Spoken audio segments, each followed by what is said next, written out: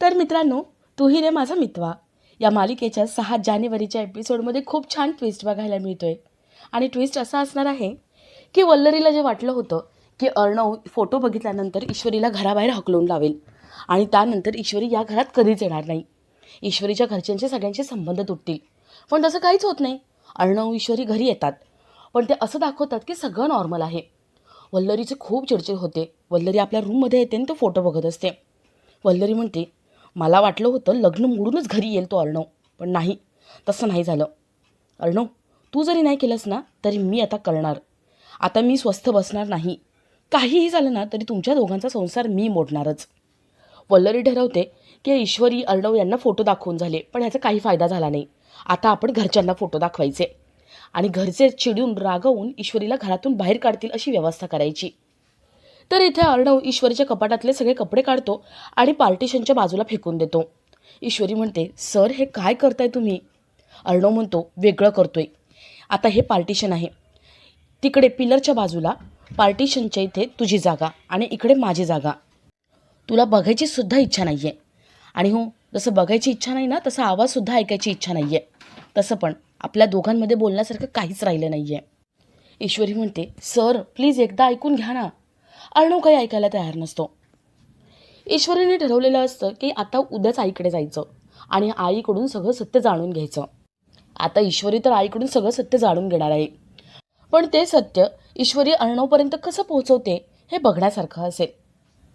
तर ह्या सगळ्याची सुरुवात कशी होते ते थोडक्यात पाहू. तर मालिकेत आपल्याला असं बघायला मिळतंय की अर्णव ईश्वरीच्या आईला जाब विचारत असतो. अर्णव म्हणतो, माझ्या आईचा जीव घेऊन समाधान झालं नव्हतं का, म्हणून पुन्हा माझ्या आयुष्यामध्ये आलात? अहो, इतकी वर्ष ज्या बाईचा मी मनातल्या मनात तिरस्कार करत होतो, चिडचिड करत होतो, ती बाई आता माझ्या समोर आहे आणि मला काहीही करता येत नाही आहे. आणि ज्या बाईमुळे माझ्या आईचा जीव गेला त्या बाईला मी आई म्हणतोय. माझीच मला आता लाज वाटायला लागली आहे. अर्णव ईश्वरीच्या आईला खूप बोलत असतो आणि तेवढ्यात तिथे ईश्वरी येते. ईश्वरी म्हणते, सर प्लीज शांत व्हा तुम्ही, प्लीज असं चिडचिड करून घेऊ नका. अर्णव तिच्याकडे रागाने बघायला लागतो. तर इथे वल्लरी आजींची ती जपमाळ नीट करून देते. आजी ईश्वरीला बोलवून आणायला सांगतात. वल्लरी मनात म्हणते, ती घरात कुठे बोलून आणायला? अर्णव ईश्वरी गेलेत ना बाहेर त्यांच्या आईला जाब विचारायला. आता येतील घरी आणि घरी आल्यानंतर वनवा पेटणार आणि मी मस्त बाल्कनीमध्ये बसून शो एन्जॉय करणार. अर्णव ईश्वरी यांच्या नात्याचा दी एंड होणार आणि मी मजा बघणार. वल्लरी खूप खुश असते आणि ईश्वरीला रूममध्ये शोधायचं नाटक करायला निघून जाते. तर इथे ईश्वरी अर्णवला म्हणते, प्लीज सर शांत व्हा. अर्णव म्हणतो, मी शांत हो? तू मला सांगतेस? अगं तू माझ्यापासून सगळं लपवून ठेवलंस आणि तू म्हणतेस का? ही सगळी नाटकं ना बंद कर, संस्कारी वगैरे असण्याची. तुम्ही काही संस्कारी नाही आहे. ईश्वरी म्हणते, अर्णव सर, अहो जे घडलं तसं नाही आहे. अर्णव म्हणतो, स्टॉप इट, मला काहीही ऐकून घ्यायचं नाही आहे. फसवणाऱ्या निघाल्यात तुम्ही दोघीही. ईश्वरी म्हणते, सर प्लीज ऐकून घ्या एकदा. अहो जशी तुमची बाजू आहे तशी आईची पण काहीतरी बाजू असेल ना. अर्णव म्हणतो, ज्या बाईने माझ्या आईचा जीव घेतला तिची काय बाजू असणार आहे? तसंही तुम्ही दोघींनी माझं आयुष्य बर्बाद करून टाकले, उद्ध्वस्त केले. मी तुमचं काहीही ऐकून घेणार नाही. ईश्वरी म्हणते, आई तू बोल ना पटकन, ते ऐकतील ना. आई म्हणते, अर्णव प्लीज इथे शांत बसा, मी तुम्हाला सगळं सांगते, प्लीज तुम्ही ऐकून घ्या. अर्णव म्हणतो, ऐकणार नाही. अर्णवचं लक्ष धाग्याकडे जातं. ईश्वरीच्या आईनं थोड्या वेळापूर्वी हा धागा ईश्वरी अर्णव यांचं नातं सुधारण्यासाठी बांधला होता. अर्णव तो धागा तोडतो आणि म्हणतो, तुटलं आता सगळं. आत्तापर्यंत तुम्ही या अर्णवची चांगली बाजू बघितली होती, आता बघा आईचा गुन्हेगाराला कशी शिक्षा देतो हा अर्णव. माझी वाईट बाजू पण बघा. अर्णव धागा फेकून देतो आणि तिथून निघून जातो. ईश्वरी आईला म्हणते, आई काय झालं होतं, मला सांग ना सगळं. आई म्हणते, मला सांगायचं आहे, पण तुमच्या दोघांना शांत बसून सांगायचं आहे, सगळं सांगायचं आहे मला. जा अर्णवला थांबव. ईश्वरी अर्णवला थांबवण्यासाठी धावत बाहेर जाते. अर्णव इथे कारमध्ये बसतो. ईश्वरी धावत इथे येते, ती सुद्धा कारमध्ये बसते. ईश्वरी अर्णवला थांबवण्याचा प्रयत्न करते आणि आईचं ऐकून घ्या म्हणते, पण अर्णव काही थांबत नाही. तो गाडी स्टार्ट करतो. ईश्वरी त्याला गाडी सारखं थांबवायला सांगते, पण अर्णव ऐकत नसतो. तर इथे वल्लरी घरभर ईश्वरी अर्णव यांना शोधते आणि आजींकडे येते. वल्लरी म्हणते, आई अहो ते दोघं घरामध्ये नाही आहेत, काहीतरी झालं असेल का?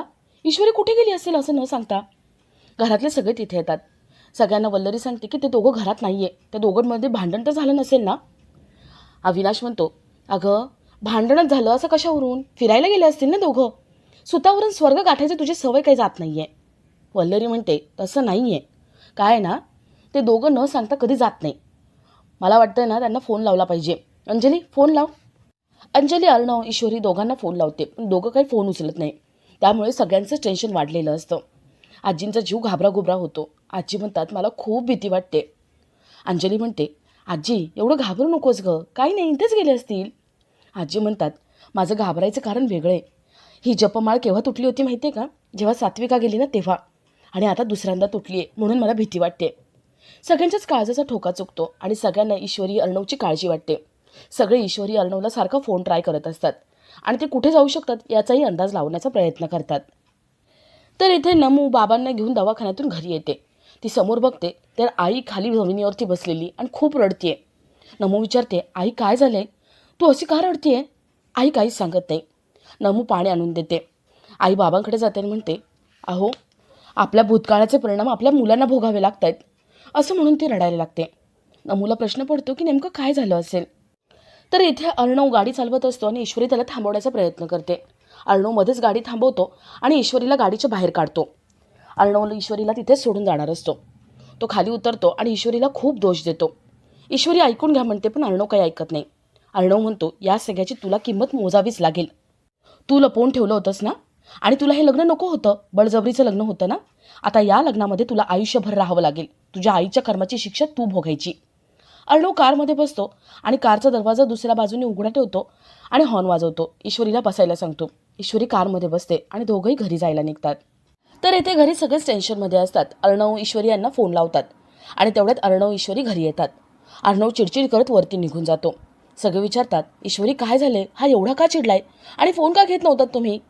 ईश्वरी म्हणते, ते चिडलेत कारण एक फोन आला होता क्लायंटचा, त्यांच्यासोबत वाद झाले आणि त्याच्यामुळे त्यांनी फोन पण नाही उचलले आणि माझा मोबाईल वरती होता.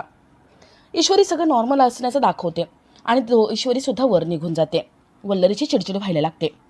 तर इथे अर्णव रूममध्ये येतो. ईश्वरी त्याच्याकडे येते. अर्णव म्हणतो, माझ्यापासून लांब राहायचा. या रूमच्या बाहेर, दाराबाहेर सगळ्यांसमोर आपण जगासाठी नवरा बायको, पण रूमच्या आतमध्ये आपण नवरा बायको नाही. आपलं नातं संपलं. यापुढे माझ्याकडून कुठल्याही नात्याची अपेक्षा करू नकोस आणि माझ्यापासून लांब राहायचं. अर्णव खूप चिडलेला असतो.